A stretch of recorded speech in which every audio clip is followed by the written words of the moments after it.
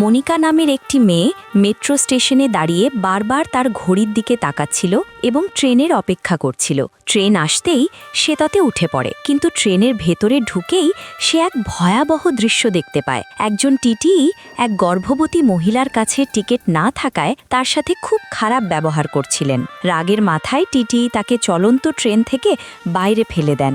মহিলাটি নিচে গভীর সমুদ্রের ওপর দিয়ে যাওয়ার সময় একটি ব্রিজের লোহার রডে তার শাড়ি আটকে যায় এবং তিনি শূন্যে ঝুলতে থাকেন। নিচে সমুদ্রের উত্তাল ঢেউ আছড়ে পড়ছিল। এই দৃশ্য দেখে মনিকা কালক্ষেপণ না করে ট্রেনের চেন টেনে দেয়। ট্রেন থামার সাথে সাথে মনিকা নিচে নেমে দৌড়ে ব্রিজের কাছে যায়। সে একটি শক্ত রশি ব্রিজের সাথে বেঁধে নিজে জীবনের ঝুঁকি নিয়ে নিচে নেমে যায়। এরপর অনেক কষ্টে সেই মহিলাকে ধরে ধীরে ধীরে উপরে টেনে তোলে। মনিকা শুধু তাকে বাঁচালোই না, নিজের কাছ থেকে তাকে একটি টিকিট কিনে দিয়ে আবার ট্রেনে বসিয়ে দিল। মনিকার এই সাহসিকতায় মহিলাটির প্রাণ বেঁচে যায়। কিন্তু আমার কষ্ট একটাই, তোমরা লাইক কমেন্ট শেয়ার করো না, আমাকে ভালোবাসলে ভিডিওটি শেয়ার করো।